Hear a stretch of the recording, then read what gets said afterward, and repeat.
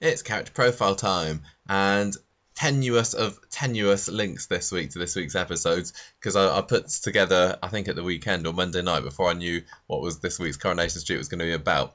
But I decided to do Ciaran McCarthy for this week's character profile. Why? Because he used to go out with Michelle. In fact, he was engaged to marry Michelle at some point, and I'm thinking, if only Michelle and Ciaran had stayed together, then we wouldn't have had to be put up with all this stuff between Michelle and Steve, the split, the reunion, the getting back together again. So life could have been very, very different if Ciaran hadn't gone. But that is my link to this week. If Michelle had gone with him. If I'd known all the Eva stuff had been in, I would have done Raquel this week. But if Eva's going to have more character, more scenes coming up, maybe we'll do Raquel in a few weeks. Well, let's do Ciaran now. Ciaran McCarthy, born in 1973, first appeared on the 7th of August 2002. Last appeared on the 25th of November 2011 and was in 405 episodes, played by Keith Duffy. Who's Keith Duffy? Keith Duffy is well known to, or was well known to people at the time, for being in Boyzone. And what is this Boyzone? Pop band of the 90s. And when I was growing up... What songs did they do? Mostly cover versions, actually. They had loads of cover versions, they did. Not really into boy bands, I just No, but my sister was. My sister was really into Boyzone, and she had Boyzone posters up on the wall, so we had Keith Duffy and Co up on the walls of her bedroom when she was little. And because I used to like the Spice Girls, there was rivalry between me and my sister with the bands that we liked. So I used to grow up like making fun of Boyzone and everything. And then they announced that Keith Duffy is going to be on Coronation Street, and I didn't know what to think about that. And when I think back, I could never really remember anything at all that he did apart from going after Sunita a little bit. Boyzone? No, Coronation Street. And he's like one of these characters that I think, oh yeah, Keith Duffy was in Coronation Street. What did he actually do? But we'll find out in the storyline, because he does have some big storylines, big-ish storylines. But I could never, as I was watching it, stop thinking he was Keith Duffy. Well, that's just your problem. Unlike Les Dennis, Michael, who I see as Michael completely now, and Craig Charles, despite the fact that I grew up for years watching hours and hours on end of Red Dwarf, I see him as Lloyd now, for sure. Yeah, me too. But I never really could stop thinking that Keith Duffy was on Coronation Street and he wasn't actually Ciaran. And he didn't do a bad job acting, to be fair. I mean, I think he played himself in many ways. I mean, I think they played up the Irish charmer a little bit for him. He's probably not. I hate it when they make people parodies of their cultural stereotypes. I think really he was that a bit. But I think he did quite a good job, actually. There's more to your personality than Irish. Irish. I'm an Irish ladies' man. And I got away with the ladies, and I like a crack with the ladies. Right, so most of the stuff that we've got here comes from keithduffy.co.uk. Shout out to keithduffy.co.uk. Which sadly now just charts his slow descent. No, into... Boyzone are back, apparently. Really? They apparently they released the Motown album at Christmas. Who knows? What does that even mean? Motown. No, I mean, what is a Boyzone Motown album? What does that even mean? More cover versions, I expect. Exactly. But yeah, Boyzone Stick have been to what you're good at. Boyzone have been toing and froing. I don't think that I think they wanted to be the Take That coming back, because their comeback's obviously been huge, and Boyzone came back and people weren't quite so interested. Ronan Keating's an incredibly talented singer-songwriter, I think. Is that the same band, is it? That is Boyzone. That is the same I don't band. know. I don't remember. Let's not stop talking about that. But anyway, yeah, KeithDuffy.co.uk, because there wasn't so much on Coropedia or Wikipedia about this, but Keith Duffy has got huge rundown. Ciaran is to Peter what Cal is to Gary, because they both know each other from serving in the military. Yes, so and you kind of forget that. You do a little. Well, I suppose. So in 2002, along comes Ciaran McCarthy, a friend of Peter's from his Navy days, and he comes in August to try to seduce Shelley, but he says to Peter it was the other way around, and Peter believes Shelley and sends Ciaran packing, because obviously Shelley and... Yeah, they were an item at the time. So that was Keith's... I can't even do it now. Ciaran's initial storyline. He only came in for 3 weeks back in 2002. They were going to have this little thing with somebody coming in and trying to seduce Shelley, and then he went off. But they liked him so much. He charmed them with his Irish charm. We don't have to do that. Do we have Irish through. listeners that I'm offending with this? I think you might be. I don't know. Me. I'm sorry. I'm very sorry. But they liked him. He came back again at Christmas, apparently on leave from the Navy. But Peter and Shelley weren't interested in his apologies. He wanted to make up for all the trouble he caused in the summer.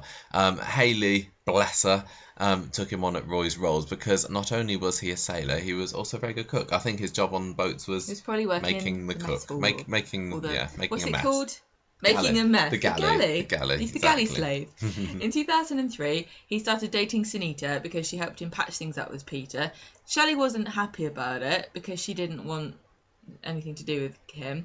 And they were going to get married. Her and Peter were going to get married. And she found out that Ciaran was going to be Peter's best man. Yeah. Now, kind of a bit of a nasty side, or is it nasty or is it just competitive? I don't know. Side to Ciaran came out as well earlier that year because he decided he was going to spit in the face of Roy and Hayley by opening up his own rival cafe. I think that was going to be in Victoria Street as well. So Roy sacked him basically and threw him out of the flat.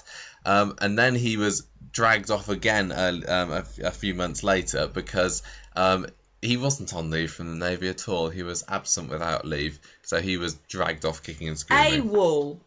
He was AWOL. He came back in June, so he was away for about 3 months. He's fine. They obviously don't care about that in the Navy anymore. Came back, interrupted a cozy meal between Dev and Sunita, ends up being engaged to her. That was a brief meal. Shelley's mum, Bev, succeeded in seducing him. Yeah. I remember that back at the time, I really liked Sunita and Dev as a couple, and they were kind of having a bit of like nice little romance together. And he ruined it. He came through the door, and I didn't know that he was coming back at that point. It was like, oh, who could this be? Oh, it's Ciaran back again. But so he ended up, like you said, going out with Sunita. He was engaged with Sunita, but he didn't want to marry her, and he's trying to get out of the wedding. Yeah, he tried to thump Dev on his stag do just to try and get himself arrested, and I think he got arrested and then released on the day of the wedding, but they decided not to go through with it in the end because Sunita realised that Ciaran wasn't really that into it. He was married to the sea. Is that a thing you say? Yeah. In 2004, he started dating Tracy, even though Steve warned him not to, and then she told him that he was the baby's father. So later on, he was working at the Rovers by this point. By the way, he's a barman. He was finding it very difficult working alongside Bev, who's the one that seduced him last year. Now, for anyone that doesn't know, Bev was Shelley's mum, so she was in her 50s or something, maybe. So still a fine-looking woman. Oh, you're good doing it now. That's so bad. She made another pass at him. He rejected her, so she sacks him. But this was when Fred was in charge of the Rovers, and he gave him his job back because Ciaran threatens to sue them basically for unfair dismissal. So he took him on as a bar manager. Yeah, that didn't last very long though. He spends all his time trying to think up wacky ideas instead of doing his work. He was ambitious, wasn't he? He tried to get the ideas to bring in more punters, like getting Shelley to dress more provocatively, and then he just resigns because Fred's going to sack him. Too much pressure. And then he decides to go into business, opening a restaurant with Mike Baldwin's girlfriend called Penny. Yeah. Mike tries to stop her from doing it, but she doesn't listen and gives Ciaran a cheque for £20,000. Yeah, so things started getting difficult for Ciaran after that because the building work ended up being a lot more expensive than it had been anticipated. His bank wouldn't give him another loan. He should have just found some gold at the bottom of a rainbow. Oh no, that's really bad. Now Tracy's dating Ciaran and she tries to get people to invest in it. It doesn't work.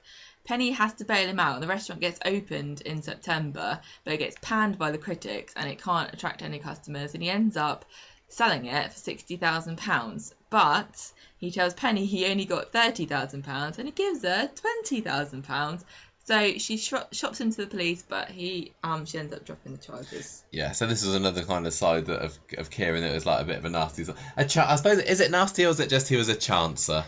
I think What a cheeky chappy trying to get away with stealing how many £1,000 from his business partner. It's kind of like what happened to Rob in the end. Before he killed Tina, everyone was a bit like, so what, he's a villain and he stole all that silk off of his sister. It doesn't matter. He's just being a bit of a chancer. He's just lovable, isn't he? Lovable rogue. So he was a hero in November, though, because he rescued Deb and Sunita from the burning corner shop during that Mad Maya rampage. So I loved that. I know that was good. That was good on that was. 2005, that's when Shelley went a bit mad because Charlie Stubbs was being mean to her and she became a recluse. Yeah, he was telling Shelley to lose weight and everything. It was That's just what happened to making Tina, kind of. She Was it? became a recluse. Oh yeah, she did become a recluse for a And little bit. That was a Graham got her had out to of rescue it. her. Yeah. But this time, a different man rescues a different woman from her seclusion. Yeah, Shelley. It was a bit like Steve's depression storyline in a way as well, wasn't it? Because it was just like Shelley had been really bright, bubbly character, full of life, very very confident, but this needling and nastiness from Charlie, she was just reduced to a snivelling wreck basically.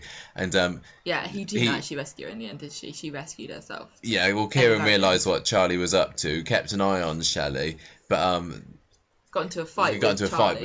So, and Shelley threatened to report Ciaran to the police because she was under the thumb. Under the thumb, yeah, exactly. So he basically realised that he couldn't do anything to help Shelley. Left Weatherfield. He left Weatherfield after having to turn Beth down yet again. Bev. Now this is when Keith Duffy had decided that he wanted to spend more time with his family.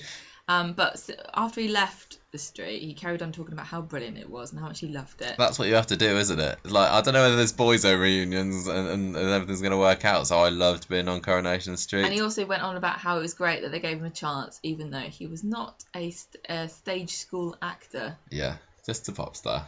Just I don't know what. I don't know whether he's done any other acting.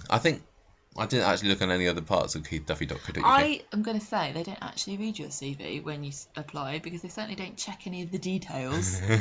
What, like the ages? In 2010, in August 2009, they announced he was going to return. Yes. And then in 2010, he comes back. He's been working in a Cheshire restaurant.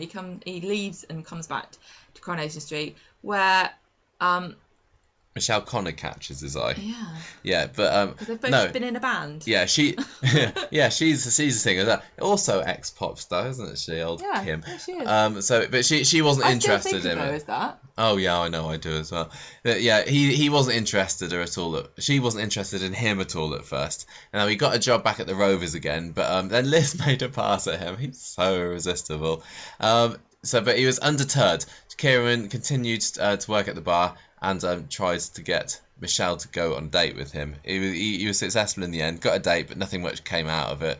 So he was like, well, I don't know, nothing much keeping me here. I'm going to go for a kitchen job that's come up in Glasgow. Gets the job, plans to go north of the border with Ryan, Michelle's son. Which one, the real one or the fake one? The fake one, but the old Ryan. Ryan with the Justin Bieber hair. Went up to Glasgow as well. So Ciaran was going to go up to university there, but Michelle couldn't bear to see him go because she'd been denying her urges or whatever. So she snogs him. So he stays. So Michelle and Ciaran, now an item. He quit his job in the Rovers to work as a chef in the Joinery, which is now the Bistro, of course. And he had a bit of a storyline there where he took Betty's hot pot recipe along with him. And there was a thing about, well, who owns Betty's hot pot recipe? Is it the Rovers? Is it? Because was this after Betty died? I think it must. I can't even remember. And also the question must be raised of how different can it actually be from any other hot pot? Very. There was some special recipe. What was it, crack? I don't know. Could well be, but didn't they have the storyline recently where Sean was the one that after Betty died, she left Sean in charge? Yeah, and he was like, "Oh, how am I supposed to make all these hot pots?" And then he was trying to make it and it didn't work, and I can't remember what happened with that in the end. But anyway, the recipe still lives on because it went back to the Rovers. And that's why I'm sure that's when I made you that hot pot when we watched the tram crash. Yeah, you did. Yeah, that's probably nice, why I made it. So. He was Peter and Leanne's best man at their wedding at the end of the year. So Peter did get him to be his best man. Eventually. A different wedding. But he did suspect that Peter was having an affair with Carla at the time. Now that wedding was the one that almost didn't go ahead because it clashed a little bit with a tram crash in December 2010. Ciaran escaped from the Joinery where they'd been having the stag do there, Peter's stag do, and help with the rescue efforts, and that included getting the lovely Sunita out of the shop rubble. In 2011, he discovers that Peter is drinking again. Yeah, Nick was, I think, encouraging Peter to drink. He was going, Chuck. Yeah, Chuck. even though he knew he was an alcoholic and everything. And he gets a job as a chef on a Caribbean cruise ship and falls out with Michelle. But she eventually changes her mind, decides to go with him, and they jet off.